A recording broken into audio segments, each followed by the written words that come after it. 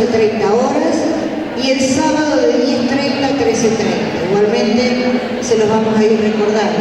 Recuerden que deben acreditarse de manera tal de poder acceder luego a los certificados.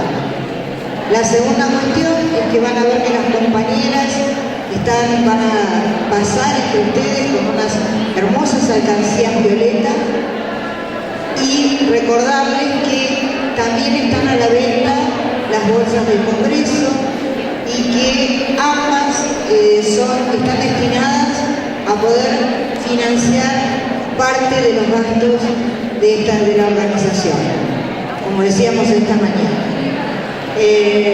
Vamos, antes de iniciar esta segunda conferencia, a pedirles, nos ha pedido en realidad, un momento para explicar la situación crítica que están atravesando en Colombia. Y en ese sentido, la compañera Natalia Sánchez, que es trabajadora social, integrante del colectivo de trabajo social crítico de Cali, Colombia, es quien va a estar a cargo de esta presentación en breve con ustedes y previo a la realización, como les decía, de la segunda conferencia. Gracias a todos por la atención.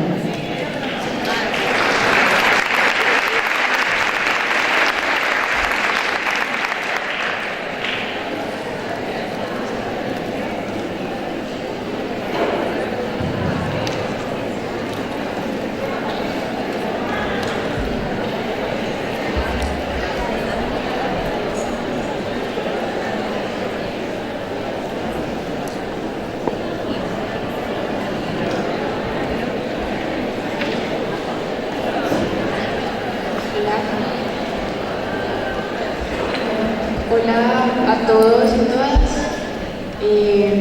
Mi nombre es Natalia Sánchez, como dijo la compañera. Quiero agradecer a los y las organizadoras del evento por dar este espacio para recordar un momento a una compañera egresada de trabajo social de la Universidad del Valle, compañera que fue asesinada el día de ayer. Ella también era una gobernadora indígena de la comunidad Nasa en el norte del Cauca, en Colombia, y sentimos bastante en la universidad todos sus compañeros y compañeras su pérdida. Quería hacer esta pequeña conmemoración. Actualmente en Colombia hay un genocidio de líderes y lideresas sociales hacia comunidades indígenas, especialmente a la comunidad Nasa en el norte del Cauca, porque es una comunidad que ha defendido históricamente su territorio y sus derechos, y ella era una gran lideresa, defensora de los mismos. Pues antes de seguir hablando, nos dieron un espacio para poner un video de 2 minutos de un discurso que ella estaba dando a la comunidad, precisamente contando la difícil situación de derechos humanos que vive la comunidad indígena en su territorio, para que ella misma sea la que les cuente un poco de su trabajo. Entonces tenemos esos 2 minutos y ya seguiremos con la programación.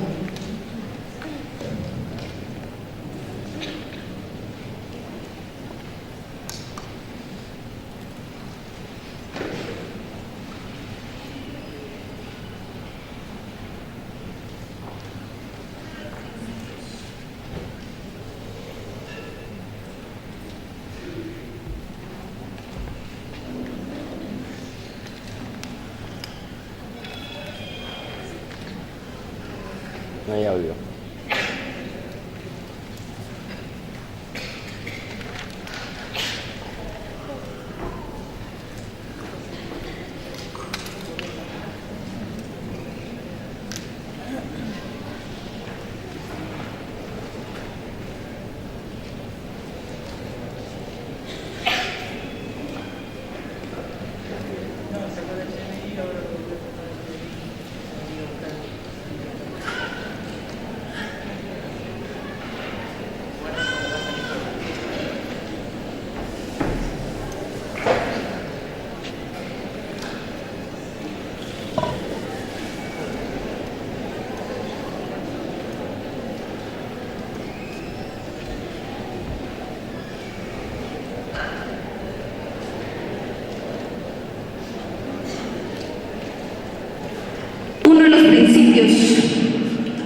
como pueblos indígenas es la unidad. Tenemos un lema y es: tocan a uno, tocan a todos. En este momento en el municipio de Toribío somos 35,000. Están los 102 pueblos indígenas que hacen parte del territorio nacional. Están los pueblos indígenas de los diferentes continentes. Los Sami del continente europeo. Los pueblos indígenas del continente africano. Los pueblos indígenas asiáticos. Cuando nos sentamos y miramos las necesidades y las problemáticas, son muy similares en cada uno de los territorios de los pueblos indígenas del mundo. Hago una invitación al Estado colombiano. En este momento, Vicky Tauli, que es la relatora de los derechos humanos de los pueblos indígenas, está solicitando un espacio para venir a Colombia. Hoy en este evento le hacemos la invitación a que Vicky Tauli, como relatora de los derechos de los pueblos indígenas a nivel del mundo, venga al territorio nacional colombiano. Cuando miramos esta situación, no solamente es en el territorio de Toribío, está pasando en los resguardos del territorio chocuano. Es una problemática nacional.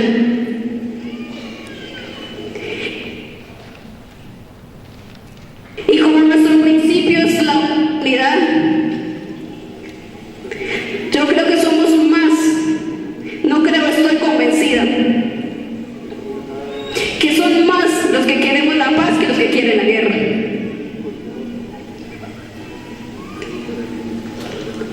Si hay alguno aquí presente de los grupos armados, que tal vez esté muy seguramente,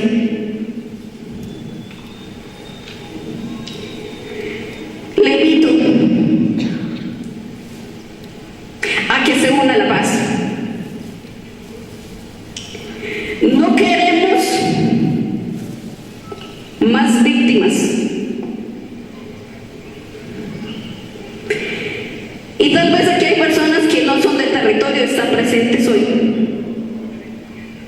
La guardia no tiene una remuneración. Es un trabajo voluntario. ¿Por qué lo hacen? ¿O por qué lo hacemos? Porque amamos el proceso. Porque creemos en un mejor futuro para nuestra comunidad. Cuando hablo de comunidad, hablo de los niños, los jóvenes, las mujeres, los ancianos. Esto es comunidad para nosotros. También a cada uno de los garantes de los derechos humanos, que en este momento están como misión y verificación la ONU. Después de firmar un acuerdo de paz, hay unos datos estadísticos que tenemos en el territorio de cuántas amenazas hay, cuántos muertos han habido. A la OEA como otro garante es visibilizar esta realidad hacia afuera. A todos los defensores de los derechos humanos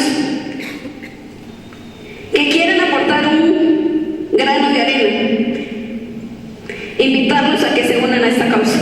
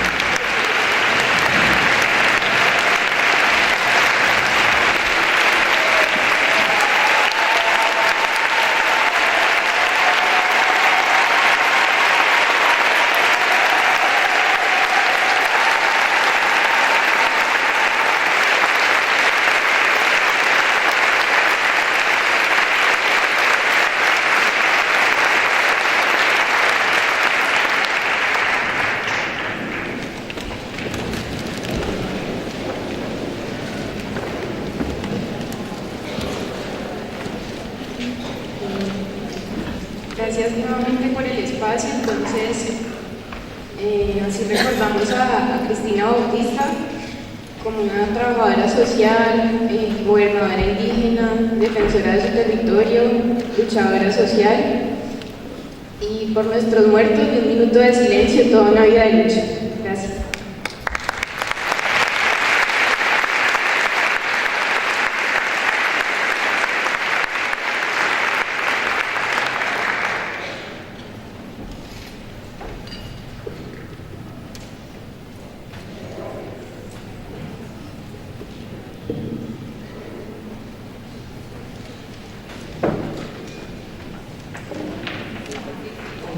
Difícil dar inicio a la segunda conferencia, pero agradecemos muchísimo a la compañera que trajo este material para compartir.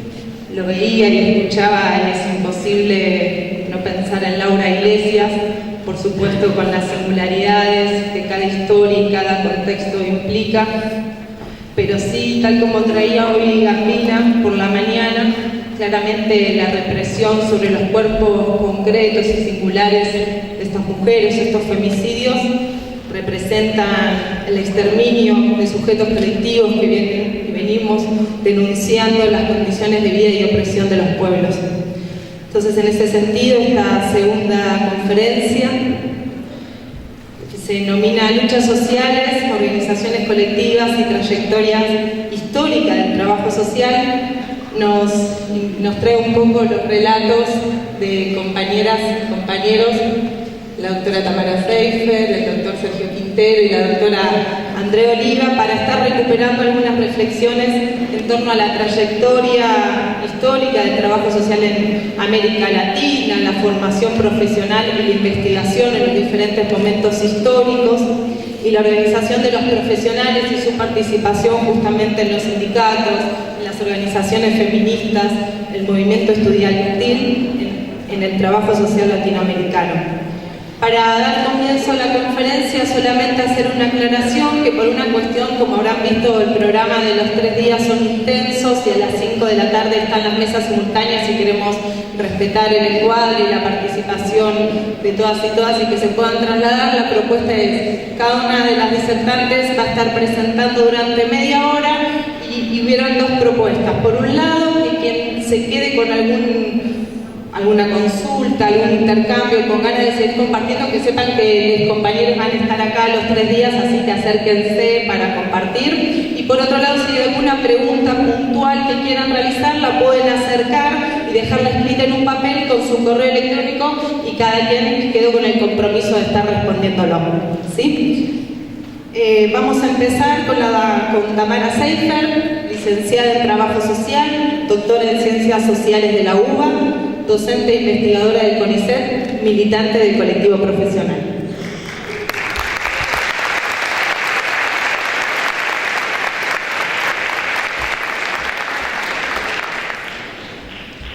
Bueno, buenas tardes, gracias a todos. Una piensa que después de muchos años del ejercicio de la docencia estas cosas van a ser más fáciles. Y sin embargo estoy muerta de miedo en este momento y atravesada también, como seguramente todos ustedes, por la emoción del relato de recién y de ver a esta compañera que fue asesinada. Así que bueno, me voy a ir, supongo, ordenando en el transcurso de los minutos. Primero que nada, por supuesto, además de agradecerles a ustedes por estar acá, agradecer a la universidad por la invitación, a todos los que coordinan el encuentro, al colegio. Esta es mi 4ª participación en estos encuentros. Participé en el primero en 2007 y la verdad es que es siempre una instancia que todos esperamos con mucha ansiedad, con emoción, y bueno, en esta oportunidad también me toca el honor y la responsabilidad de participar desde un panel. La referencia al nombre del Congreso, como se mencionó también en el panel de apertura, trabajo social y luchas sociales, articulaciones de resistencias y procesos emancipatorios, es un gran título en general, pero para esta coyuntura en particular, signada por una profunda crisis y por la expansión de procesos de conflictividad. Como también se mencionaba en la mesa anterior, en las últimas semanas en América del Sur estamos presenciando grandes procesos de conflictividad en Chile, en Ecuador, en Venezuela, en Colombia, en Bolivia, Brasil, que ya viene del año pasado, pero ahora con una crisis en Puerta Grande, referida así al asesinato de Mariel Franco y que digamos, se asocia inmediatamente con el actual presidente, su asesinato directo, pero también bueno, en Centroamérica, en Haití, Costa Rica, Honduras, Paraná, y aún así no es exclusivo nuestro continente. Si han recorrido las noticias estos días, hay conflictos grandes en África, en Etiopía en particular, en Asia, en el Líbano, en Hong Kong, en Irak, en Turquía, en Europa, en Cataluña, muy fuerte. Antes tuvimos también a Francia en el ojo de la tormenta, Reino Unido con la crisis referida al tema del Brexit. Es decir, esto se muestra como una crisis de carácter más general que tiene, por supuesto, sus manifestaciones específicas en América del Sur. Y como toda crisis, es un momento de gran confusión, pero al mismo tiempo de una oportunidad porque en esa confusión, de alguna manera, todos estamos obligados a preguntarnos qué hacer. El qué hacer, una pregunta vieja, pero al mismo tiempo de primer orden y de carácter urgente. Y para responder esta pregunta necesitamos primero saber en qué estamos, ¿sí? ¿Dónde estamos parados? Y eso tiene dos dificultades en principio. Por un lado, que la apariencia y la esencia de las cosas no coinciden. ¿Sí? Si así no fuera, el qué hacer sería evidente. Y si así fuera, como ya dijera Marx en algún momento, no se necesitaría la ciencia. Hay muchas formas de conocimiento, pero nosotros reconocemos al conocimiento científico como la forma más potente que tenemos de conocer. Hay otras formas de conocimiento, ¿sí? El artístico, el religioso.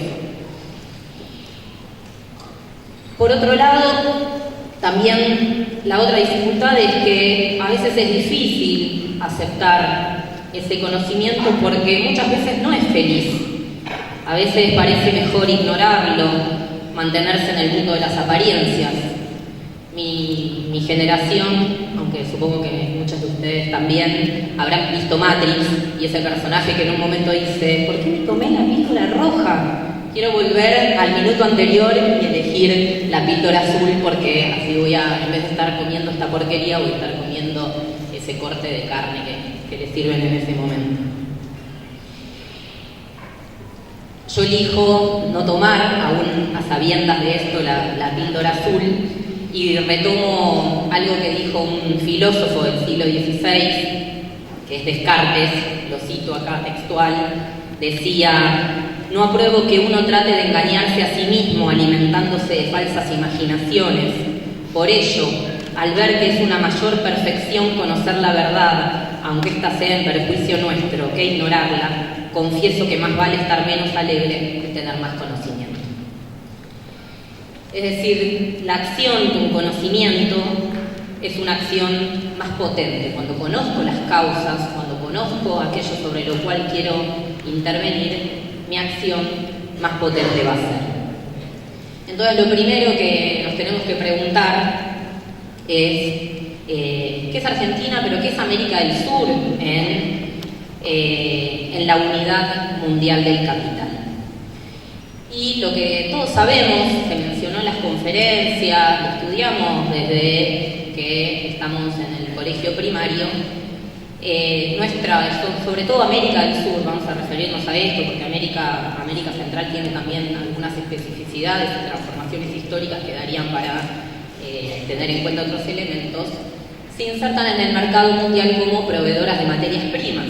¿Sí? Acá mencionaban el café, en Colombia, hoy mencionaban que en Costa Rica el café fue barrido por la producción de piña, de ananá, en Chile el cobre, en Argentina la soja, en Venezuela el petróleo, etcétera, etcétera, ¿sí? Cada país con una particularidad, pero todos proveedores de materias primas para el mercado mundial.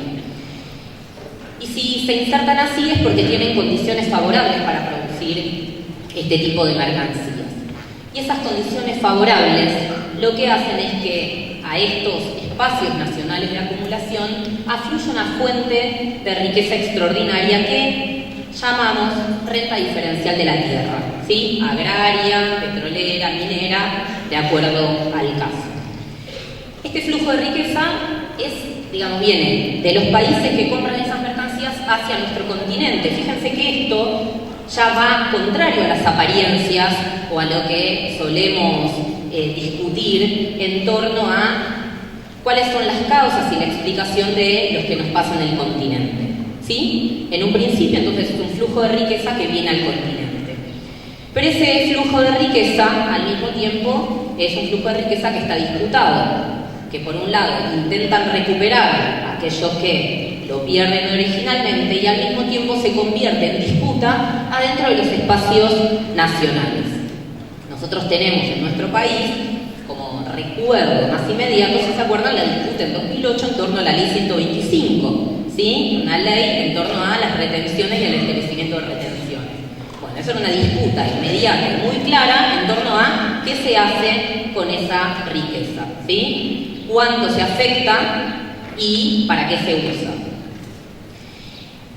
El destino principal que tiene esta fuente de riqueza extraordinaria en nuestro país y en el continente en general, en América del Sur, son los capitales que operan internamente. Esta riqueza les permite a estos capitales valorizarse, es decir, producir ganancias, que es el fin de cualquier capital individual, haciéndolo con capital chatarra, con medios de producción que en otros espacios nacionales ya no pueden funcionar. Un ejemplo donde se puede ver esto muy claro es en la industria automotriz, ¿sí? La industria automotriz, los capitales que operan en otros países del mundo desprenden fragmentos suyos que los traen a nuestro continente en algunos espacios nacionales, por ejemplo en Argentina, pero lo que traen acá a funcionar es la maquinaria que ya no sirve para valorizar en sus países de origen, ¿sí? ¿Y por qué pueden ponerlas a funcionar acá? Porque reciben esta fuente de compensación extraordinaria que es la renta diferencial de la tierra, en el caso de Argentina, agraria, o principalmente agraria, ¿sí? También hay renta minera, renta petrolera. Estos flujos, lo que pasa con la renta diferencial de la tierra en general, que está determinado por un lado, la demanda que hay de estas mercancías en el mundo, o sea, cuando aumenta la demanda de mercancías, sube el precio, los commodities, el precio de esas mercancías de origen agrario, minero o petrolero, y al aumentar su valor, ese flujo de riqueza es mayor. Lo mismo, digamos, lo inverso pasa cuando baja la demanda mundial de estas mercancías o cuando hay una sobreproducción de estas mercancías. Y los flujos de entonces esta riqueza, sus aumentos y sus disminuciones, determinan los ciclos de la economía de la región. Cuando la renta se expande el conjunto de la economía, aumenta el empleo, aumentan los salarios, mejoran las condiciones de vida, el Estado puede apropiar más dinero, sobre esa base puede gastar más, por supuesto expandir el gasto social, que es el destinado a las políticas sociales, a las políticas asistenciales específicamente, y lo hace, en el caso de nuestro país, fuertemente bajo la forma ideológica de un avance del Estado sobre el mercado. Cuando la renta se contrae, pasa lo inverso. La economía se estanca o entra en crisis, disminuye el empleo, bajan los salarios, aumenta la pobreza, el Estado ve mermada su capacidad de financiamiento, toma deuda. Pero ¿cómo toma esa deuda? Toma deuda sobre la base de que en el ciclo anterior, en el ciclo de expansión, se pagó la deuda que se había contraído anteriormente. Y al mismo tiempo se puede tomar deuda bajo la promesa de un pago futuro, o sea, nadie te presta si piensa que vos en algún momento no lo vas a devolver. La forma ideológica que tiene este momento es la de dejar actuar el mercado sobre el Estado y la del retiro del Estado. Lo que vemos es que hay en estos dos ciclos que uno los puede ver a lo largo de toda la historia de América del Sur, lo que hay es un cambio en la forma que el Estado participa en la apropiación de esta riqueza extraordinaria y participa en la apropiación por los distintos sujetos sociales que intervienen, que participan en estos espacios nacionales, ¿sí? La clase obrera, los terratenientes, la burguesía, digamos, en términos generales. No se trata, en realidad, de un avance o un retroceso del Estado frente al mercado que depende de la voluntad política contrapuesta de quien está en el gobierno. No se trata tampoco, como solemos en general enfrentarnos a esto, de dos momentos antagónicos, sino de dos formas diferenciadas, pero al mismo tiempo unitarias, de cómo se acumula el capital en nuestra región, de cómo se acumula frente a estos procesos de expansión y contracción de la renta de la tierra. En este sentido, discutiendo con lo que planteó Gambina en el panel de la mañana, el neoliberalismo es tan forma del capitalismo como lo es el populismo. Al capital no es que le gusta más uno que el otro. Son dos momentos necesarios de la forma en la que se acumula el capital en el país. Dos momentos necesarios diferenciados que tienen de forma inmediata consecuencias diferentes, por supuesto, para el conjunto de los trabajadores. Ahora, estos ciclos no se repiten uno tras otro de manera idéntica, sino que lo que uno va viendo en el proceso de acumulación de la región es que esta fuente de riqueza va perdiendo peso para sostener el conjunto de los capitales que se valorizan en el país. Esto, digamos, es ejemplo. O sea, a principios del siglo XX, la magnitud de la renta tenía que sostener una población de 10 millones de habitantes, ¿sí? Hoy tiene que sostener a una población de más de 40 millones. O sea, solamente teniendo en cuenta la población, uno se da cuenta que si esa renta no aumenta a una velocidad tal que permita sostener el conjunto de la economía, digamos, cada vez va generando mayores problemas. Especialmente desde la década del 70, desde mediados de los 70, podemos reconocer que hay un achicamiento relativo de la renta diferencial, de esta riqueza, y a los capitales que operan en la región se les impone la necesidad de avanzar sobre fuentes extraordinarias de valorización. Y una de esas fuentes, una de las principales fuentes que encuentran los capitales que operan en la región es atacando los salarios, o lo que conocemos, lo que decimos, la superexplotación de la clase obrera. Por supuesto, en la medida en que en el capitalismo vivimos, satisfacemos nuestras necesidades a través del salario, principalmente a través del salario, atacar el salario implica atacar las condiciones de vida, y este ataque implica un aumento general de la pobreza. Un aumento de la pobreza que al mismo tiempo se expresa en el aumento de la demanda de asistencia, ¿sí? Cada vez más la clase obrera, entendida como aquellos que solo tenemos nuestra fuerza de trabajo, que no tenemos medios de producción para ponerlos en movimiento por nosotros mismos, tenemos solo nuestra capacidad para trabajar. Entonces, nosotros, los miembros de la clase obrera, tenemos que recurrir cada vez más a la asistencia para vivir. Proceso que, por supuesto, como no tiene otra forma, se realiza mediado por la lucha de clases, las luchas sociales. El capitalismo no es la economía, el capitalismo es un modo de organización de la vida, una forma de organización social que implica la producción y el consumo de la sociedad, ¿sí? De toda la sociedad. Entonces, no es que va por un lado la economía y después actúa, digamos, la política, sino que esto solo tiene forma de realizarse a través de nuestra propia acción, ¿sí? Y ese proceso, entonces, de crecimiento de la asistencia, de la política asistencial, que al mismo tiempo genera una mayor demanda del colectivo profesional, ¿sí? De ese espacio de inserción profesional que nos convoca como trabajadores sociales, se da de la mano de la lucha de sectores de la clase obrera que le exigen al Estado la satisfacción de sus necesidades. En Argentina no podemos entender lo que pasa con la política social, lo que pasa con la política asistencial, sin hacer una referencia inmediata al movimiento piquetero, ¿sí? La organización de trabajadores desocupados exigiéndole al Estado empleo, asistencia, que luego, bueno, tiene formas diversas, ya sea, digamos, bajo la forma de políticas de transferencia de ingresos, que es lo que se masifica, sobre todo a partir de la crisis de 2002-2003, y asistencia directa, alimentación, útiles y demás, lo que todos acá conocemos. Como toda tendencia, esto no se realiza de una manera lineal, sino que se da bajo formas de avances y retrocesos.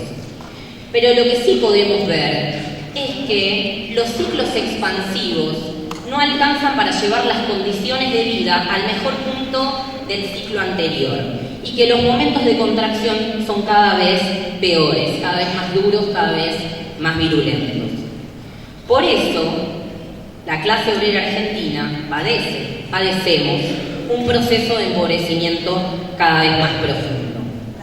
Es decir, se evidencia nuestro carácter crecientemente de sobrantes para el capital, como quedaba expuesto en esa poesía que trajo hoy Jimena en el panel de la mañana, ¿sí?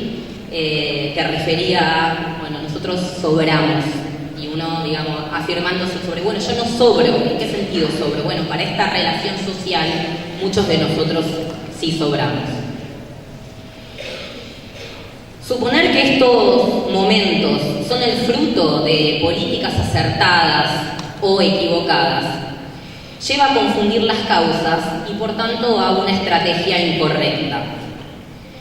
Es decir, no se trata de enfrentar al neoliberalismo mediante una alianza con los capitales que nos imponen estas condiciones de vida cada vez más degradadas. Esa estrategia nos lleva a una derrota inexorable. No se puede poner a los seres humanos, a sus necesidades, a nuestras necesidades, en el centro sin atacar al capital. Porque el capital, esta forma de organizar la vida, tiene por fin la valorización, la producción de más de sí, y no la satisfacción de necesidades que son apenas un medio para su valorización. Por una parte, entonces, no tenemos más opción frente a una crisis que acá quiero dejar, digamos, muy claro, no empezó con el macrismo y tampoco termina con el macrismo, y eso que creo que es una de las cosas más importantes que tenemos que dejar.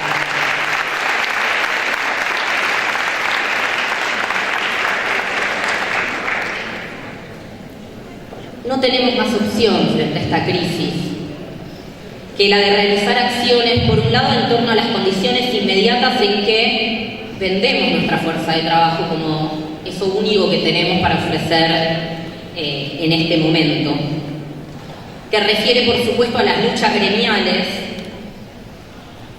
que refieren al salario, que refieren a las condiciones de trabajo, pero que también refieren al ámbito que denominamos como de reproducción social, ese al que han apuntado las luchas del feminismo en general. Por un lado, estas luchas gremiales por entonces mejorar nuestras condiciones de vida, sea por el salario, y al mismo tiempo por las políticas sociales, por el contenido que tienen esas políticas sociales. Discutir con los componentes individualistas, familiaristas y fragmentados en las intervenciones, discutir con esas intervenciones que obstaculizan el acceso a los satisfactores y a la resolución de las necesidades,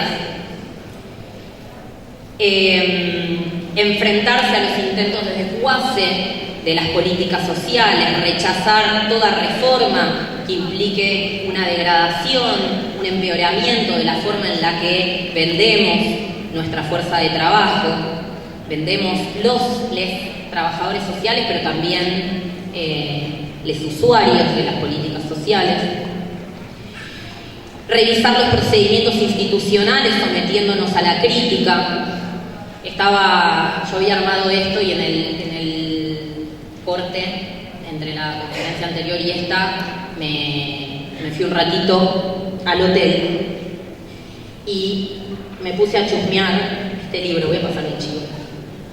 Este libro que compilan dos compañeras, Carolina Mamblona y Jorgelina Matusevicius, y se los recomiendo, llévenselo.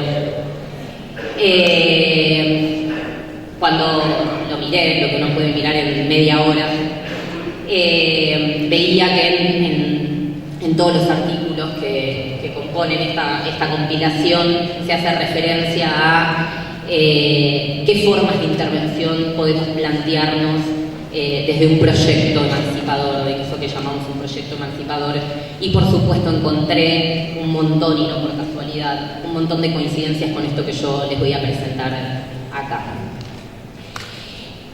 Oponerse a cualquier forma de criminalización de la pobreza y la protesta, fortalecer la capacidad de presión de quienes demandan asistencia, luchar por la socialización de la resolución de las necesidades, desarrollar estrategias de intervención que busquen recomponer el carácter colectivo de la demanda, visibilizar los conflictos.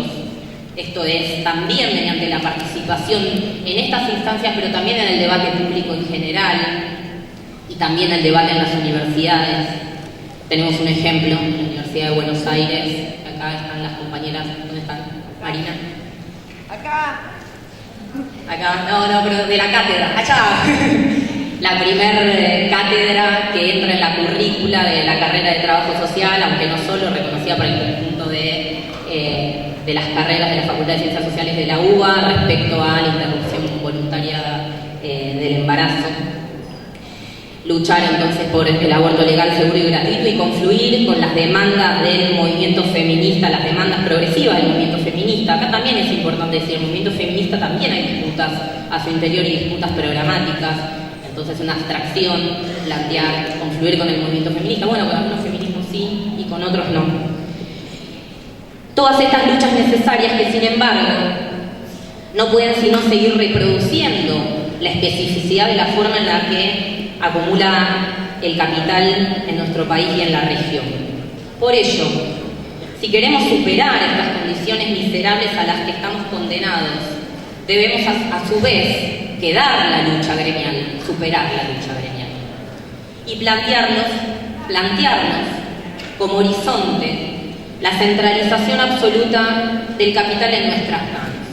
¿Qué es esto? Centralizar el capital como propiedad directamente social, aboliendo la propiedad privada y avanzando en la capacidad de organizar científicamente la producción y el consumo sociales. Donde ser libre no consiste en no tener dueño porque estamos dominados por las cosas, sino a ser libres porque somos dueños de las potencias de nuestro trabajo. Donde no aspiremos a la defensa de los derechos, sino a la eliminación de toda necesidad de derechos, porque la reproducción de la vida pasa a ser el fin de la organización social y por tanto no tiene por qué imponerse de una manera exterior. Para ello necesitamos construir una organización política que se lo plantee como parte de su programa, empezar a discutir el problema de la centralización del capital en manos de la clase obrera. En la medida en que nuestra intervención, la de los trabajadores sociales, está orientada principalmente a dar respuesta a la demanda de población que el capital va convirtiendo crecientemente en sobrante para sus necesidades de acumulación, Para el trabajo social es fundamental plantearse fortalecer la organización política independiente de esta porción de la clase obrera, contribuir en la organización política independiente de esta porción de la clase obrera, es decir, lo que podríamos llamar la reconstrucción del movimiento piquetero. Hoy asistimos a una nueva crisis, como decía al principio, abierta del capital. Todavía no sabemos la magnitud que va a tener, pero se asume que va a ser más importante que la crisis del 30. Todos los analistas, no marxistas, no de izquierda, no catastrofistas, ¿sí? Uno lee los análisis del Fondo Monetario, algo decía también hoy Gambina, del Banco Mundial, y se habla de la magnitud de la crisis, de una crisis muy grande relacionada con el nivel de endeudamiento que tienen los estados a nivel general. Uno de los países más endeudados es Estados Unidos. Es una crisis de sobreproducción que se abre en la década del 70, que tiene estallidos periódicos en distintos momentos en distintas partes del mundo. Puedo acá traer a la memoria, no sé, la crisis del tequila, las .com, las hipotecas, la subprime, todas las crisis de la deuda en América del Sur en el 80, en el 89, en el 94 en Brasil, en 2001 en Argentina y en Ecuador.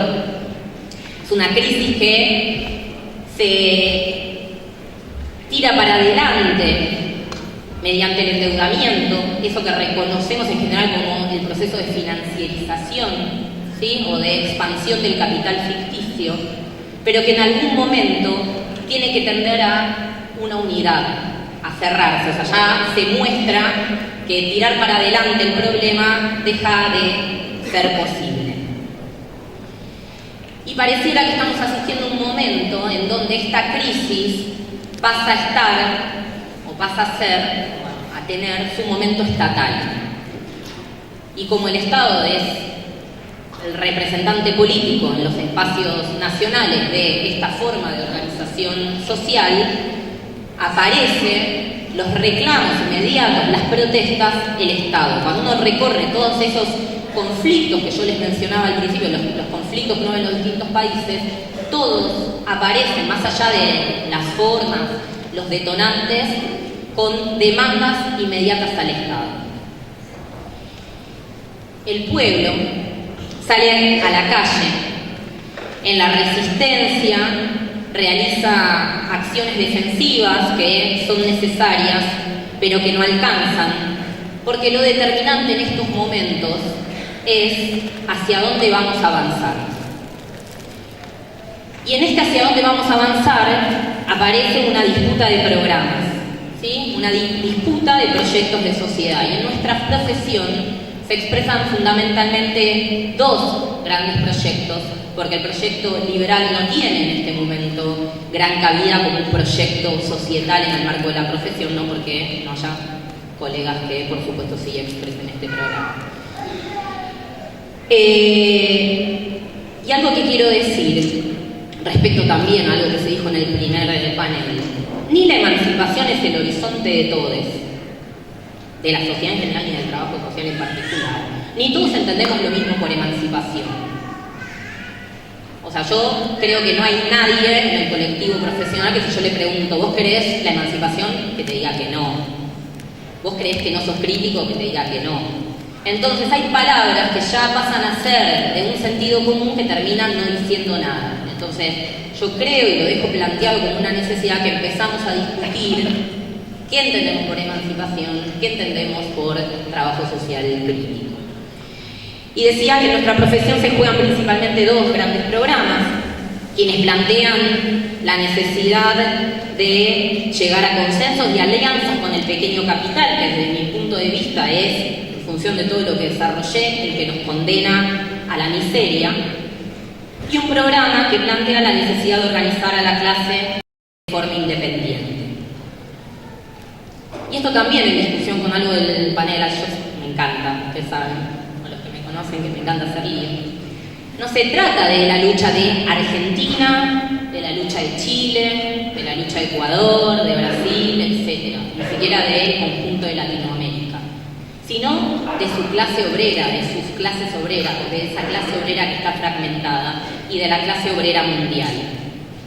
Se trata de pasar a la ofensiva y de construir entonces una sociedad emancipada de la esclavitud del capital.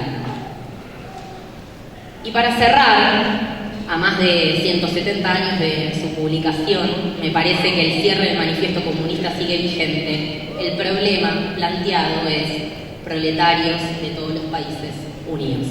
Muchas gracias.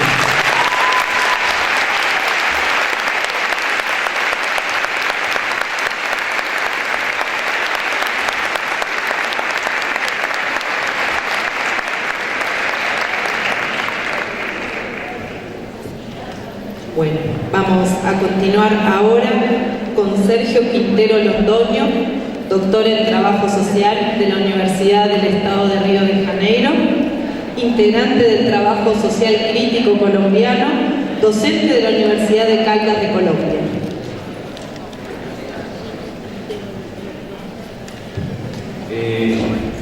Bueno, buenas tardes. Primero agradecer a los organizadores y las organizadoras de estos eventos. No es fácil. Quienes a veces nos embarcamos en estas aventuras sabemos de todo el trabajo que eso requiere, y me imagino que es muchísimo más complicado cuando se hace de manera gratuita, sin restricción alguna para quienes no tengan la posibilidad de pagar. Entonces, sé que las personas que están siempre en la mesa, en el micrófono, son las que ponen la cara, muchas veces delegados y sin quererlo, pero detrás de esas personas hay un montón de gente que contribuye y hace posible esta realización de los eventos. A todos y todas, muchas gracias.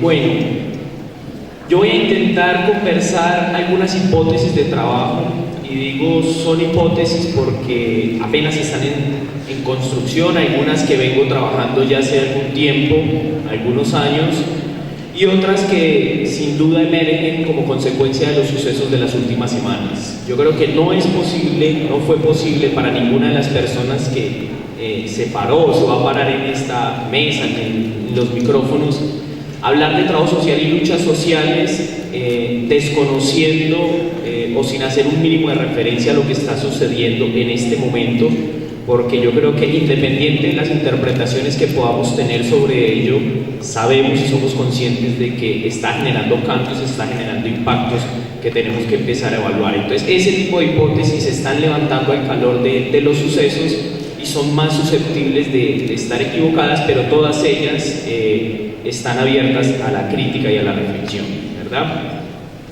Una primera tesis es un poco más histórica, me parece que en algunos escenarios se puede tornar obvia, pero debido a los debates contemporáneos se hace necesario recuperarla, y es la necesidad de reconocer las diversas interpretaciones históricas del trabajo social, ¿verdad?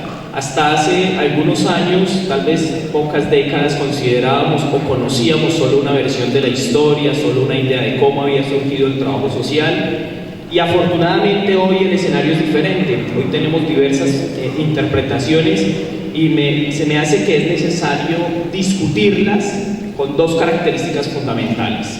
Primero, sin sacar sus fundamentos del contexto, ¿verdad? Si hablamos de autores y autoras, actores también y actoras de esos procesos, necesariamente tenemos que tener en cuenta cuál es el contexto en el cual estaban ubicados, ¿cierto? Es muy sencillo hoy, después de 40, 50 años, hacer evaluaciones de lo sucedido, pero haberlo vivido y haberlo construido es un asunto diferente. Entonces, me parece que frente a esa primera hipótesis de reconocer las diversas perspectivas históricas, lo primero que tenemos que tener en cuenta es el contexto en el cual está cada uno y cada una de esos actores. Y la segunda advertencia para ese análisis, para esa hipótesis, es que se me hace necesario reconocer los límites y las posibilidades de cada una de ellas, inclusive aquellas con las cuales aquella con la cual nos identificamos. ¿Cuáles son esos tres componentes de esa primera hipótesis? La primera, que se me hace que fue la que predominó a nivel latinoamericano, es la idea de que el trabajo social es el producto de la evolución de la caridad y la filantropía, ¿verdad? Entonces, inclusive en algunos países de donde yo vengo, de Colombia, esa formación todavía es preponderante, es hegemónica, y es la concepción inclusive de la evolución histórica desde precursores o precursoras pasando por las pioneras fundamentalmente, la organización de la asistencia, la institucionalización de la asistencia, para que finalmente lográramos un estatus profesional que se iba a conseguir más o menos en los años 40 y 50, ¿cierto? Inclusive esa visión un poco evolutiva lo que nos plantea en el debate contemporáneo es si somos profesión o disciplina y cómo estaríamos entonces enfrentados a ciertos desafíos al asumir una u otra posición en este sentido, ¿verdad? ¿Cuál me parece a mí que es el límite de esa primera perspectiva, esa interpretación histórica? Me parece que precisamente por el contexto, los actores y actoras que va a vivir, su primer límite es el conservadurismo, ¿verdad? Me parece que ahí hay una reproducción muchas veces inconsciente de las condiciones en las que operamos como profesionales y de las condiciones que reproducíamos con las sociedades a las cuales atendíamos o acompañábamos. Y segundo, que sin duda alguna se va a presentar un eclecticismo teórico y muchas veces político, aunque me parece que el teórico es mucho más preponderante, ¿cierto? ¿Cuál es la segunda versión de la historia que me parece viene tomando fuerza en América Latina y que por casualidades de la vida me parece que va a surgir o va a tomar más fuerza acá en la Argentina? Es aquella de que el progresismo del trabajo social es instaurado por el carácter progresista de las pioneras, ¿verdad? Y entonces hablo fundamentalmente de la obra o de las últimas producciones de la profesora Viviana Travi, para la cual el carácter progresista de las pioneras se traslada de manera automática para la profesión, llegando a la consecuencia entonces de que el trabajo social per se, por las características personales de las pioneras, se constituye en una profesión progresista. Entonces, que no sería esa la profesión que reproduce el capitalismo, ¿cierto? Pero me parece que hay un gran límite y es otorgarle facultades personales a las instituciones. Si bien las instituciones avanzan y se desarrollan de acuerdo a las orientaciones que como sujetos, que como personas logramos darle, me parece que perder de vista el carácter de asalariados que tenemos en nuestro ejercicio profesional puede conllevar precisamente a crear falsas ilusiones o a omitir ciertos debates sobre nuestro ejercicio profesional, ¿verdad? Creo yo que ha habido algo interesante o que no ha habido algo interesante en esa interpretación histórica, y es de descifrar o poner con claridad las diferencias políticas y teóricas de esas pioneras, ¿cierto? Creo yo que no es lo mismo reconocer el trabajo de una Mary Richmond a reconocer el trabajo de una Jane Addams, ¿cierto? Y yo creo que en esa versión de la historia, todas por ser mujeres, todas por ser progresistas, entran en un mismo paquete, y me parece a mí que hay grandes diferencias que nosotros tenemos que empezar a evaluar. Como tercera perspectiva o interpretación histórica, me parece que está aquella que ha reconocido el trabajo social como una profesión inscrita en la División Social y Técnica del Trabajo, que cuestiona precisamente el continuum del proceso evolutivo de caridad, filantropía, organización de la asistencia y demás, y también cuestiona el carácter progresista de la profesión concedido o instaurado por el carácter progresista de las pioneras. Y esa interpretación histórica, entonces, inspirada en la teoría marxista y marxiana, lo que pretende plantear es que somos una profesión contradictoria, ya se ha dicho aquí, y somos una profesión contradictoria fundamentalmente por nuestra condición de asalariados. Y tenemos que atender los intereses tanto de aquellos que pagan por nuestra fuerza de trabajo, como a los intereses de aquellos que son usuarios o usuarias de los servicios que nosotros prestamos. Cuando suele suceder que quien nos paga y quien demanda nuestros servicios tienen intereses profundamente contradictorios, ¿verdad? ¿Cuál me parece a mí que ha sido el límite hasta ahora que hemos podido encontrar o evidenciar en esa perspectiva histórica? Primero, y sin superar algunos, me parece a mí, equívocos del debate marxista internacional, es que se subvalora cuando no se desconoce el papel que pueden cumplir los sujetos, las sujetas y las subjetividades.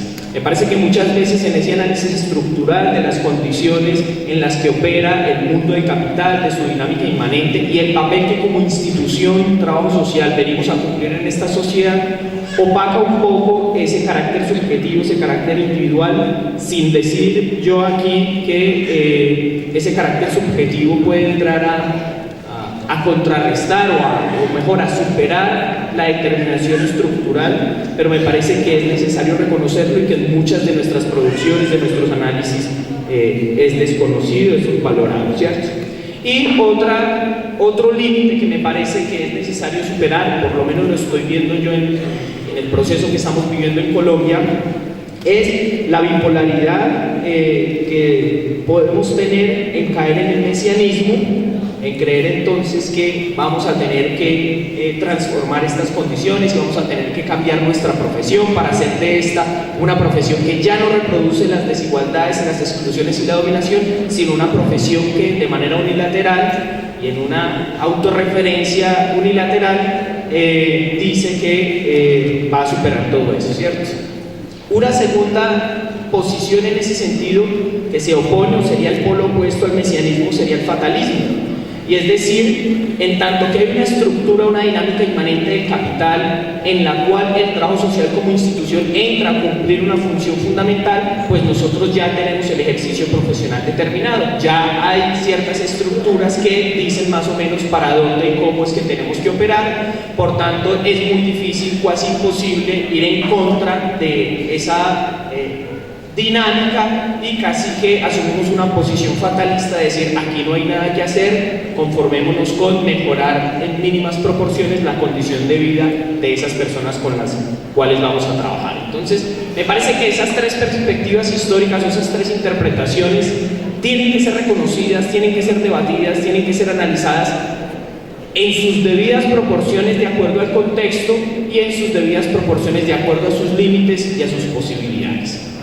Pues bien, aquí viene la segunda tesis entonces que se desprende o se desdobla un poco de esa primera, y es que la política siempre ha estado en el trabajo social, pero aquella con horizonte emancipador, surgida en las décadas de los años 60 y 70, tuvo límites de diferente tipo, ¿cierto? Yo aquí pretendo llamar la atención sobre uno de esos límites, advirtiendo que son varios, ¿cierto?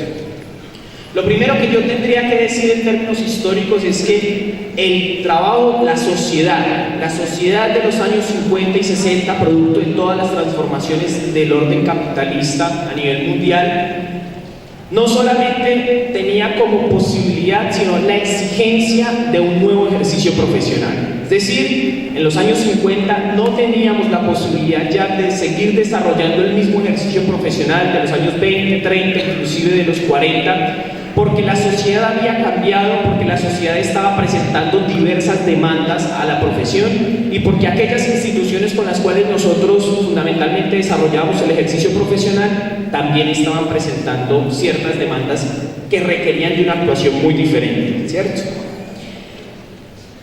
La producción o el análisis que hace el profesor José Paulo Neto para el caso brasilero me parece a mí que es muy plausible y, guardando algunas proporciones y haciendo algunas advertencias, me parece que puede ser una llave interpretativa interesante para los países latinoamericanos, por lo menos para algunos de ellos. Y es que en ese proceso de transformación de la sociedad en los años 40 y 50, el trabajo social va a tener que cambiar, no tenía otra opción, y ese cambio lo va a denominar él conceptualmente como una renovación. Vamos a vivir un proceso de renovación profesional que no es unilateral, que no es homogéneo, que no es unidireccional. Vamos a tener por lo menos tres tendencias renovadoras en ese sentido, que él va a identificar una primera como la reactualización del conservadurismo. Y entonces ahí vamos a recuperar o vamos a incorporar al trabajo social algunas teorías, sobre todo de corte funcionalista y norteamericanas, que reivindican o ponen en el centro del debate el análisis sobre los sujetos como sujetos individuales, muchos de ellos atrapados en la anomia y que requieren de una intervención profesional, ahora con un fundamento más científico para readaptarse y reubicarse en la sociedad capitalista. En ese caso, los problemas son profundamente individuales, son subjetivos, son personales, y en tanto que la sociedad no es cuestionada, no es puesta en el debate, lo único que nos correspondería ahora con un estatuto científico funcionalista es readaptar entonces esos individuos a la sociedad. La sociedad va bien, los individuos van mal, por tanto tenemos que reincorporarnos.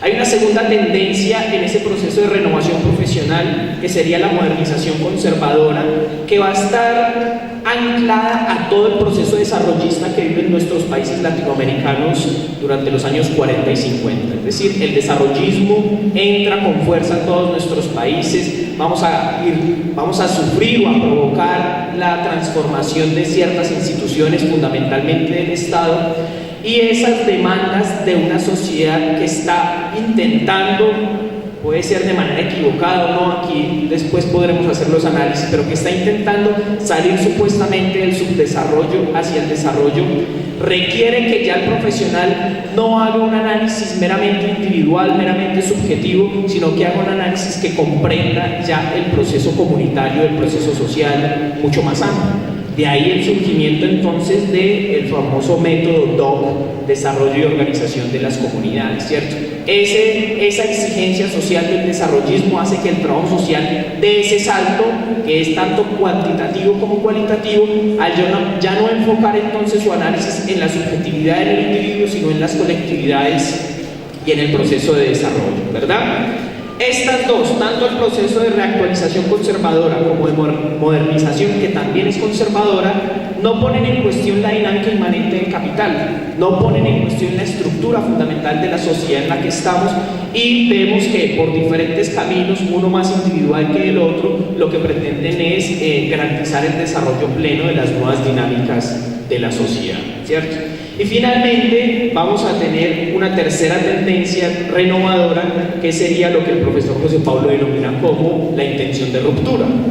Y esa intención de ruptura va a ser consolidada durante los años 90 en el caso brasilero, pero se va a dar a inicios de los 80 con la producción teórica y conceptual que van a tener algunos autores, entre los cuales me parece que la persona que inaugura ese ciclo y por ahora sigue siendo como una de las más destacadas es la profesora Marilda Yamamoto, ¿verdad?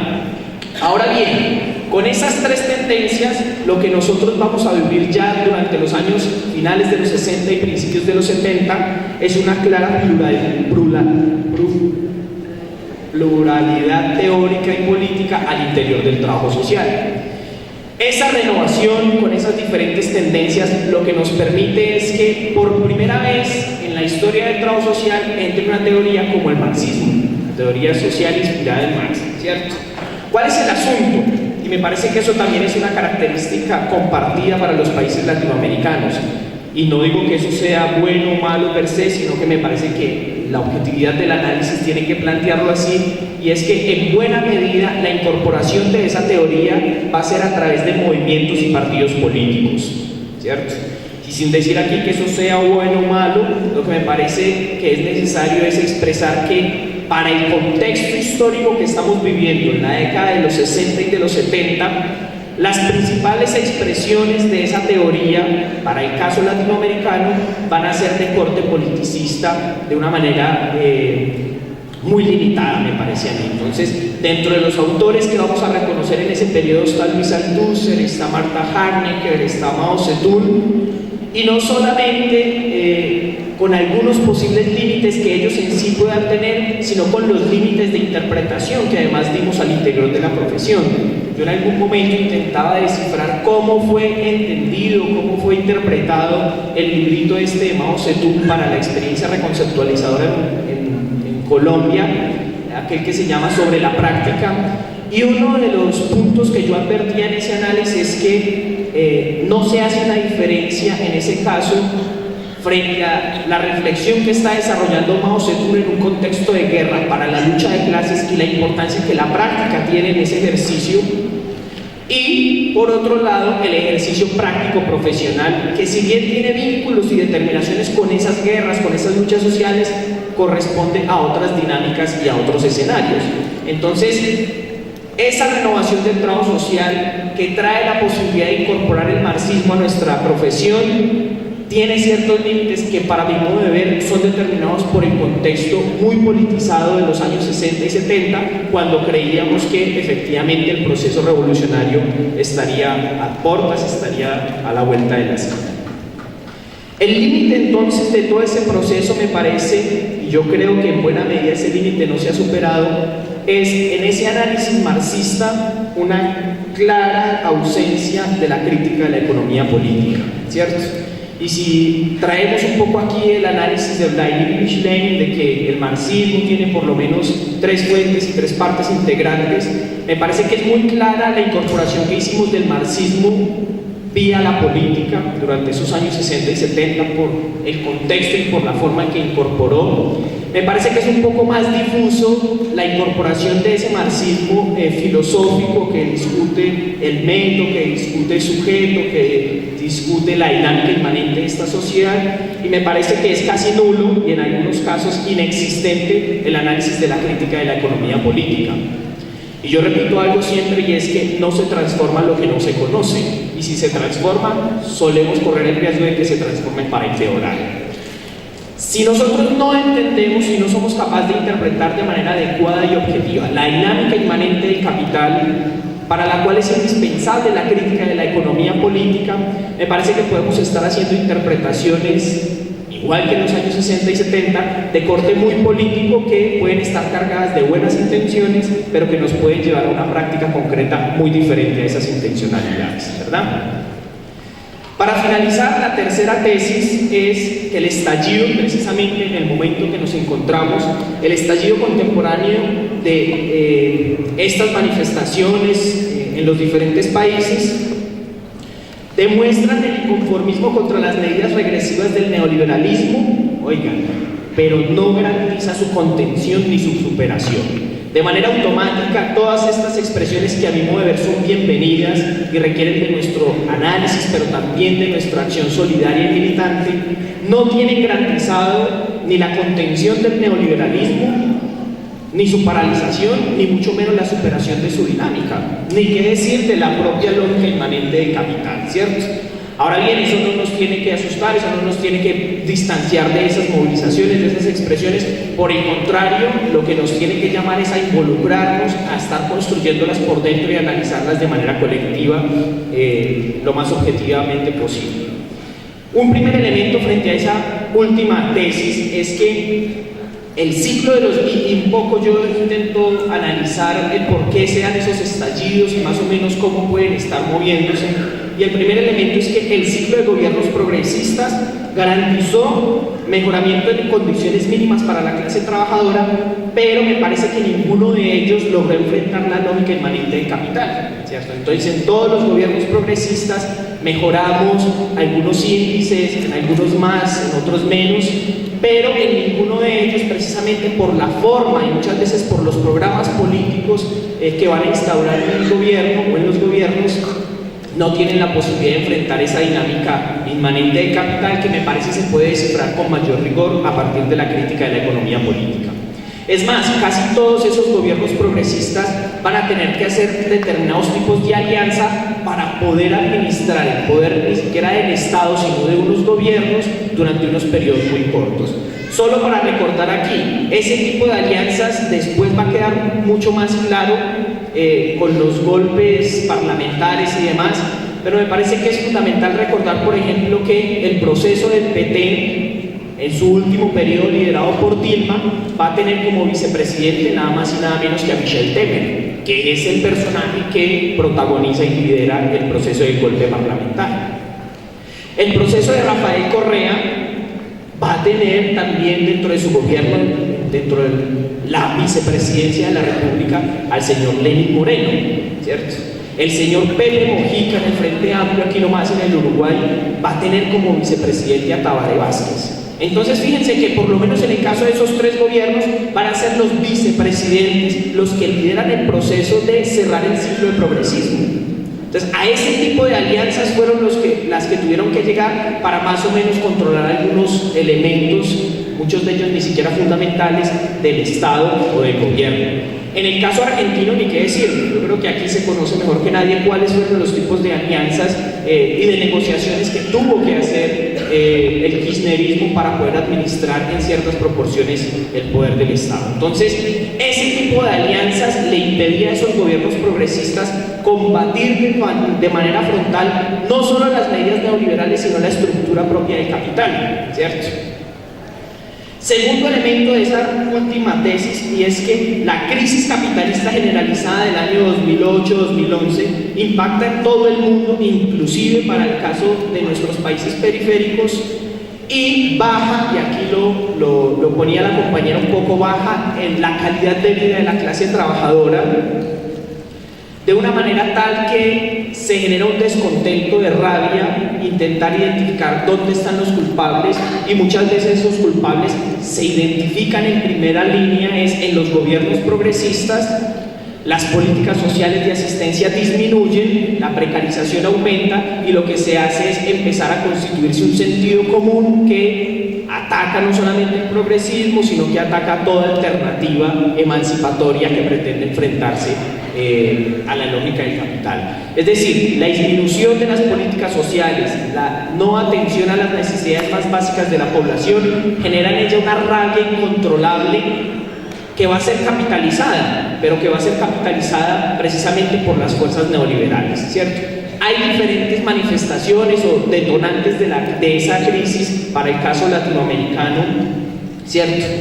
Pero me parece que en este último periodo por lo menos 3 características van a ser compartidas por los países latinoamericanos y que hacen mella inclusive aquí en la Argentina. Una primera característica es precisamente que las negociaciones de estos gobiernos progresistas con ciertos sectores tradicionales, ¿cierto? Y el distanciamiento de sus cuadros políticos, de sus dirigentes, de las bases, que ahora esos cuadros políticos van a tener que instalarse en el Estado para la administración y demás, va a generar una crisis política. Primero porque esos aliados no eran de muy buena reputación, venían con negocios y con unas relaciones turbias, y segundo porque el distanciamiento entre los líderes y los cuadros dirigentes de las bases va definitivamente a generar una nueva situación. La corrupción, en ese caso, protagonizada por esos aliados de los gobiernos progresistas, va a estallar en toda la región, un escándalo que desestabiliza nuestros gobiernos. Una segunda característica me parece más en términos económicos, yo creo que ahí el caso del petróleo va a ser muy evidente, y es que con economías dependientes de los commodities, cuando el petróleo baja de $145 en el mercado internacional a $35, no hay economía de ningún gobierno que aguante, y ahí entonces va a estallar la crisis económica, menos dinero para política social, aumento de la rabia y de la inconformidad, ¿cierto?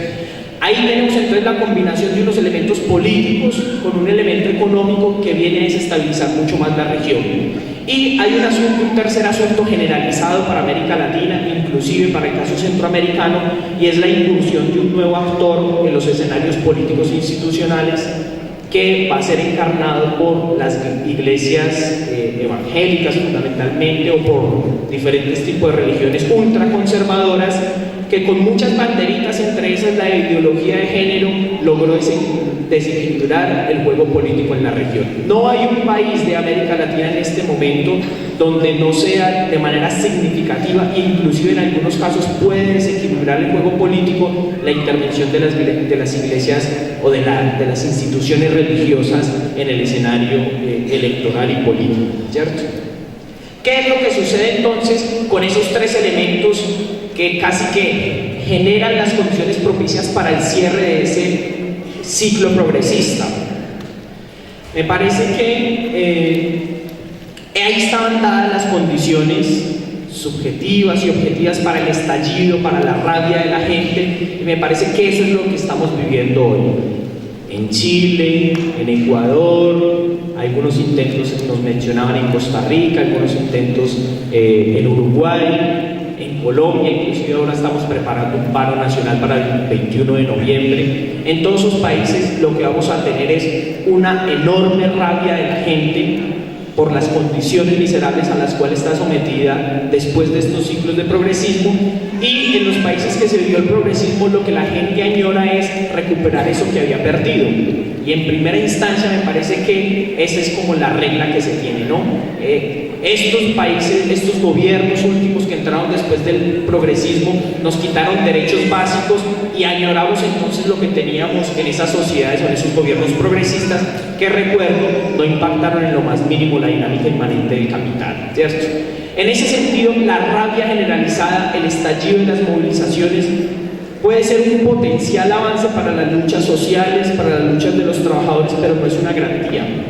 La última experiencia que vivimos en Brasil, con más o menos algunos rasgos similares, fue que se tiraron a las calles miles y en algún momento casi millones de personas en contra de esas medidas neoliberales, pero esas movilizaciones que no tenían una orientación política clara, que no tenían una organización de base, fueron capitalizadas y orientadas para ser utilizadas de tal manera que va a ser Jair Bolsonaro el que queda en la presidencia, legitimado por esas personas que inicialmente salían a combatir el neoliberalismo. Entonces, yo saludo, respeto, aplaudo y acompaño todas las manifestaciones que se están viviendo en este momento en el continente, con la advertencia de que si no somos capaces de hacer un análisis riguroso de ellas, si no somos capaces de involucrarnos por dentro en sus organizaciones, en su dinámica, de poner a disposición de esos procesos históricos todo lo que nosotros podamos hacer en términos intelectuales y materiales, podemos estar corriendo el riesgo de que en este escenario de una correlación de fuerzas tan adversas, o no den en nada, no logren conquistar algunos elementos fundamentales, o peor aún, que puedan ser capitalizados para el escenario adverso a los intereses de los trabajadores y las trabajadoras. Finalmente, con esto concluyo, el escenario es profundamente adverso, pero no nos debe llevar al fatalismo, al inmovilismo, por el contrario, debemos reconocer que hay un escenario profundamente adverso al cual nos debemos enfrentar con la mayor objetividad y con el mayor optimismo. 3 invitaciones creo yo que hago aquí, que deberíamos de tener en cuenta para enfrentar ese escenario. Primero, y es recuperar precisamente toda esa tradición política con horizonte emancipador que construimos desde los años 60 y 70, superando los posibles equívocos que identifiquemos en ese trayecto histórico, ¿cierto? No somos nuevos, no somos inocentes en el análisis político, tenemos que reconocer eso que hemos andado y tenemos que superar precisamente esos límites que tanto nos han costado. Segundo, yo creo que el fortalecimiento teórico y práctico de nuestra autonomía relativa tiene que ser la perspectiva clara. Y aquí, recuperando precisamente esa categoría de la profesora Marilda Yamamoto de la autonomía relativa, no tenemos que entonces dejarnos iludir por las buenas intenciones que muchas veces tenemos y caer así en el mesianismo de que vamos a transformar y demás, de manera unilateral o simple, pero tampoco podemos caer en el lado opuesto de que aquí no hay que hacer, el contexto está muy adverso, la cosa está muy fea, esperemos a ver qué es lo que sucede. Esa autonomía relativa que tenemos que construir tiene que mostrarnos las posibilidades y los límites que como profesión tenemos para enfrentarnos a este contexto. Autonomía relativa que lejos está de ser concebida en términos individuales. Esa autonomía relativa, que me parece que se materializa en un proyecto profesional crítico, tiene que ser pensada en términos colectivos, tiene que ser pensada en nuestros sindicatos, en nuestras asociaciones, en las escuelas, en las instituciones profesionales, para ver precisamente cuáles son las estrategias que vamos a implementar para atender el contexto inmediato y para proyectar sociedades o instituciones que superen esta dinámica en la cual nos enfrentamos. Y finalmente creo que es necesario en los diferentes países latinoamericanos construir una mayor articulación con los movimientos sociales. De nada nos va a servir hacer un muy buen análisis teórico, cambiar nuestras instituciones, construir un proyecto pedagógico, profesional con X o Y característica, si no estamos por dentro, si no estamos articulados a esos procesos sociales que se están constituyendo o que se pueden venir a constituir. En síntesis, creo yo que el escenario es profundamente preocupante, profundamente adverso, pero el optimismo y la voluntad de lucha, de resistencia y de construir un futuro mejor tiene que ser nuestra bandera, tiene que ser nuestra divisa, y yo creo que en eso, a pesar de las dificultades, no podemos perder la esperanza, no podemos perder la decisión de lucha. Muchas gracias.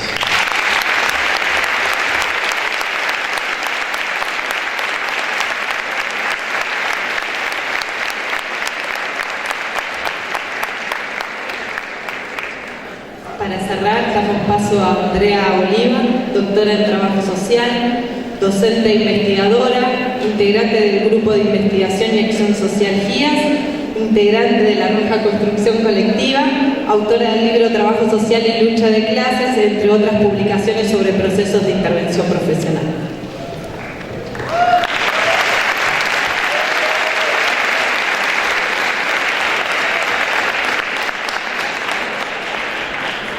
Bueno, nuevamente es una gran alegría estar en este evento latinoamericano que logramos construir.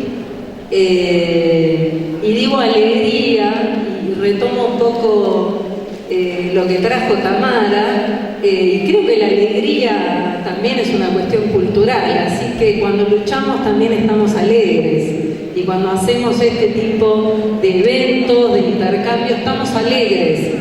Además, a pesar de lo que nos trae el análisis, es otra forma de alegría, es otra lógica para pensar en dónde estamos y para pensar nuestra propia vida. Y cómo no traer a la memoria, viendo tanto estudiantado, nuestros primeros encuentros de estudiantes después de la dictadura.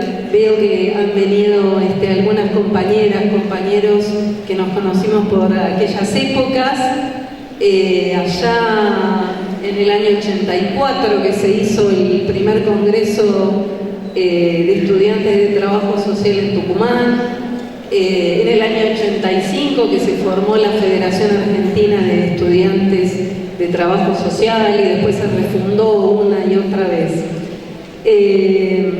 Y justamente traer al recuerdo estas cuestiones vividas vienen de la mano de plantear que no tenemos que pensar que la historia empieza cuando llegamos, Y quería justamente traer dos cuestiones que personalmente y a todo un grupo nos pasó, que cuando hacemos aquel que se llamaba primer Congreso de Estudiantes de Trabajo Social y cuando formamos la federación, después de eso, de sentirnos grandes protagonistas por ser pioneras, pioneros, nos enteramos que antes de la dictadura el movimiento estudiantil de trabajo social ya estaba organizado, ya había un intento de federación, ya habían como por no sé cuántos congresos de estudiantes de trabajo social. Entonces, en ese sentido, digo y convoco siempre a que estudiar la historia nos tiene que servir para entender el presente, para no repetir cuestiones y también para buscar allá a donde la historia oficial, las historias oficiales no llegan y sobre todo ocultan. Por ejemplo, una de las cuestiones que nos ocultaban, o bueno, quienes habían escrito y eran autores en la época que nosotros estudiábamos, nos decían que recién en la reconceptualización se había empezado a escribir en América Latina. Y también esto, cuando se hace una investigación, se sabe que no. Y cada vez más que hay tesis que están recuperando elementos, se sabe que hay mucho escrito por visitadoras, asistentes sociales, que arrancaban allá en Argentina en los años 20. Y si algo se ha ocultado de la historia, y por eso el nombre de esta mesa tiene que ver con qué queremos recuperar de la historia, porque en este panel estamos con ciertas coincidencias, ciertos puntos de encuentro en cómo estamos comprendiendo el valor que tiene la historia y el valor de estas trayectorias para comprender. No alcanza la observación directa de los fenómenos, como no alcanza la historia oral. La historia oral es muy corta.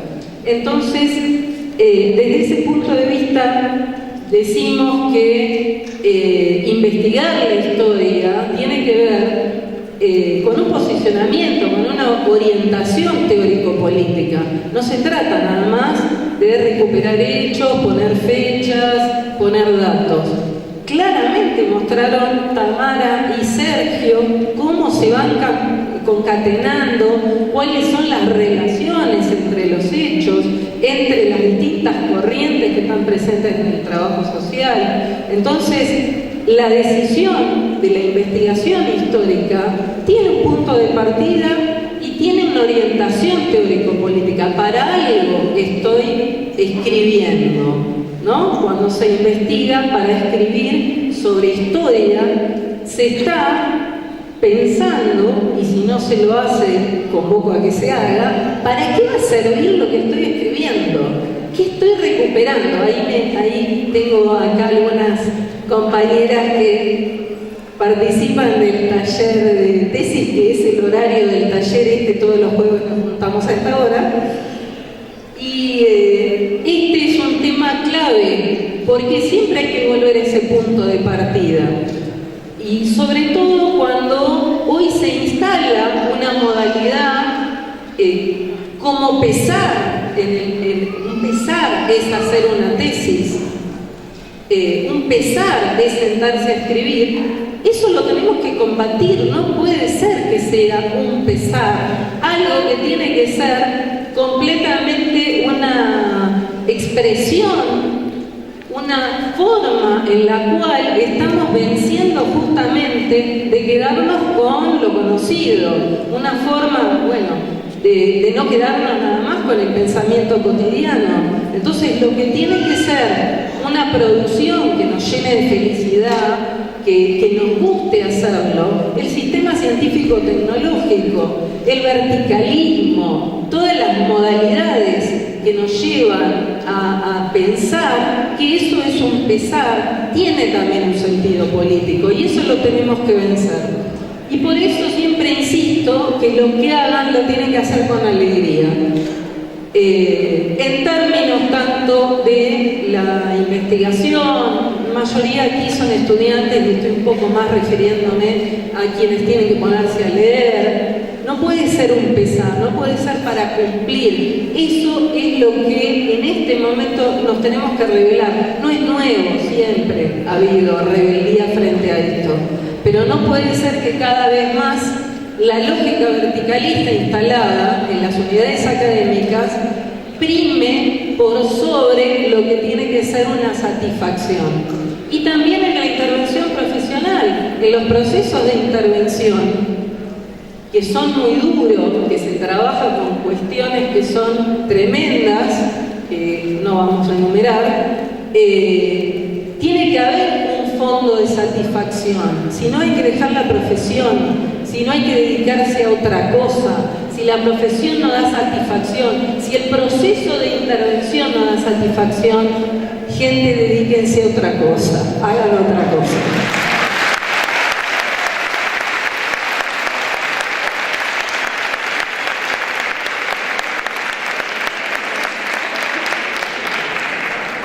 Bueno, estamos un poco con pasaditas de tiempo, pero vamos a tratar de resumir en 10 minutos.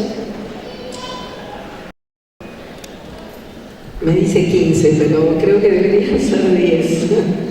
Bueno, miren, si algo se ha ocultado en la historia del trabajo social, y ya Sergio mencionó varias cuestiones, es que las luchas sociales están vinculadas directamente a nuestra profesión. Y eso es un ocultamiento sistemático. Y por eso él habló de las tendencias y de la comprensión de la historia del trabajo social. Y por eso esta mesa dice luchas sociales y organizaciones colectivas. Porque eso está completamente vinculado a toda la trayectoria del trabajo social, desde que se inicia el trabajo social. Y acá quiero puntualizar nada más algunas cositas, me tengo que pasar un poquito por alto. Por ejemplo, hay luchas más visibles, ¿no? Más registradas, que hay fechas, que hay datos, pero hay otras luchas, como la mayoría de ustedes da todos los días, que no es fácil ubicarlas, identificarlas. Y no hay tampoco nombres de personas que son las que han hecho la historia. Entonces esa es una decisión política también, de qué buscamos y cómo reivindicamos las luchas al interior también de nuestra profesión. Esa lucha cotidiana que se da, en la cual son partícipes, calculo que la mayoría de quienes están acá, piensen ustedes que no queda registrada, no queda registrado, ¿sí? Entonces eso tenemos que pensar lo mismo de los orígenes de nuestra profesión, de los años 20, de los 30. ¿Por qué se cambiaron los planes de estudio? Y no, aparece el nombre de una dirección de una escuela. No, no es la dirección de la escuela. ¿Quiénes estuvieron ahí luchando, reclamando para que se vayan dando esos cambios del trabajo social? Otra cuestión muy instalada es que todo lo crítico apareció en la reconceptualización. No, siempre hubo quien criticó, siempre hubo quien luchó, siempre hubo quien se articuló con los movimientos sociales. Hay que buscarlo, porque si no, no estamos entendiendo cómo llegamos hoy a este trabajo social crítico.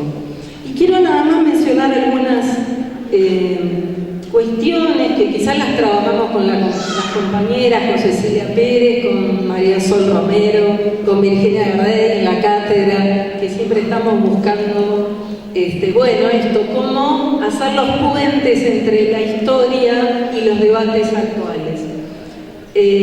Por ejemplo, se ha hablado de los médicos higienistas y no se ha hablado de las médicas en Argentina. Y yo convocaría también a quienes están de otros países que también busquen otro razonamiento para pensar la historia y dejemos de ver el libro que publicó Mary Richmond en 1917 en Estados Unidos.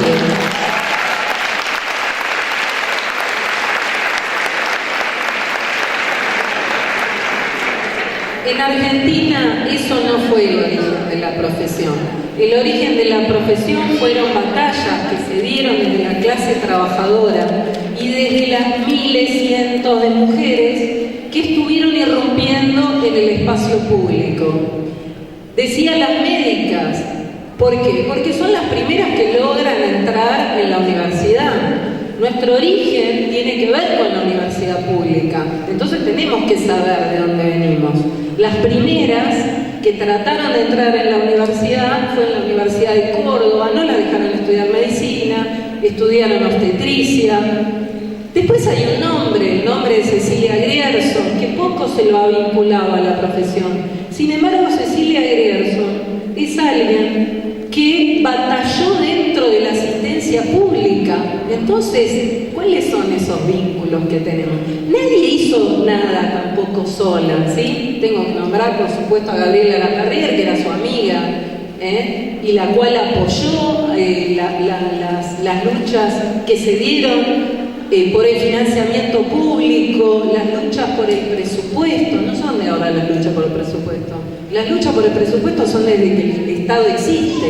Entonces, bueno, ¿qué fue lo que reclamaban? Y acá me parece importante eso, recuperar las reivindicaciones. ¿Cuáles eran las reivindicaciones? No podemos pensar que las reivindicaciones son actuales. Y miremos más las reivindicaciones del siglo XIX. ¿Saben por qué? Porque había muchas reivindicaciones en el sentido de que había que superar la sociedad capitalista en un momento en el cual todavía no estaban los derechos. Los derechos que tanto se defienden son los que han venido a generarnos un retroceso ideológico en la práctica política, porque fueron fragmentando las luchas, ¿sí? Lo que hoy creemos que es lo máximo a lo que podemos aspirar, a recuperar ciertos derechos, en realidad esos derechos nos fragmentan todos los días, fragmentan nuestra vida entre nuestra vida laboral y nuestra vida diaria, privada, como quieran llamarla. Entonces, reflexión sobre esos derechos. Busquemos cuáles eran las reivindicaciones de allá del siglo XIX, de principios del siglo XX, porque todo eso se tapó, todo eso se ocultó. Y tengo acá al lado a Laura, que está atrás de la historia también de Julieta Lanteri. Julieta Lanteri, otra gran médica que se la reconoce por el sufragio. Es es una partecita de lo que hizo Julieta Lanteri, el sufragio. También fue una luchadora en la creación de organizaciones, en la participación de lo que fue el primer Congreso Internacional de Mujeres, que fue en 1910 en Buenos Aires.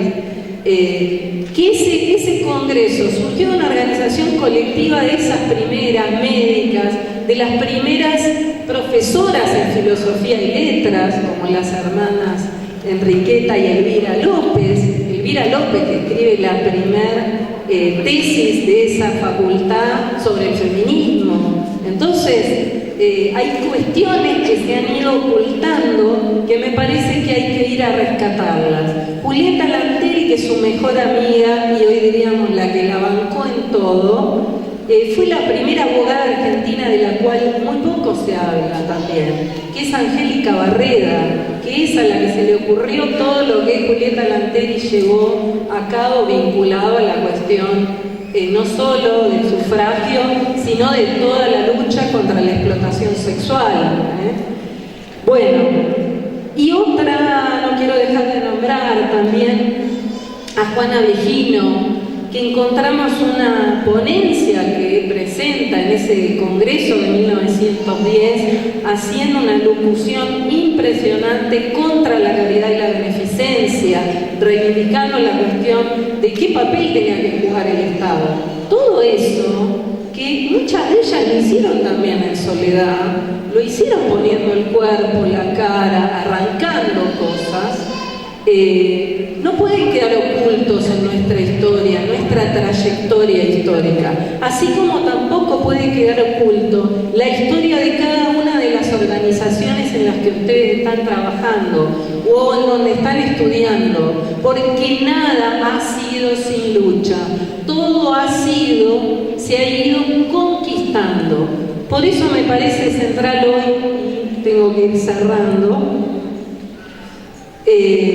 me parece que con lo que terminaba hoy Tamara, esta cuestión, hoy más que nunca, si tenemos que traer a una autora y pensar en el momento en el que estamos viviendo, yo les recomendaría que lean a Rosa Luxemburgo, porque Rosa Luxemburgo en 1899 estaba anticipando lo que iba a ser esas conquistas parciales de los derechos, ¿sí? Cuando se pierde el horizonte de la transformación social. Y quiero agregar que a esa frase que trajo Tamara del Manifiesto Comunista, en realidad esa frase originalmente la difundió Flora Tristán, una de las consideradas primeras sindicalistas, una mujer con doble identidad latinoamericana y francesa. Bueno, poco también sabemos y poco se ve en las materias de historia sobre Flora Tristán.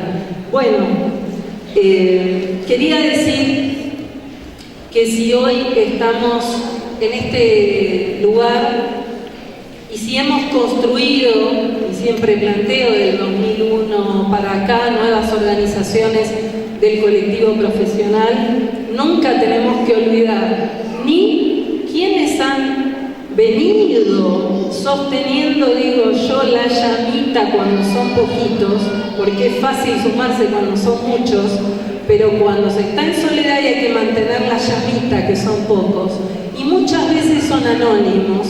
No tenemos que olvidar de eso, ni tenemos que olvidar también que somos parte de conjuntos y que si cada uno va cumpliendo una función determinada. Yo puedo llegar a escribir, yo estudié, pero eso no lo hago sin el apoyo de todas mis compañeras anónimas, de las cuales muchos de ustedes no saben los nombres, yo sí lo sé. Entonces, un poco el mensaje es este. Uno, no pueden arrancar hoy pensando que la historia empieza hoy. Recuperen de dónde vienen los procesos. Y segundo, nada lo van a hacer en soledad. Siempre tienen que apostar a una construcción colectiva.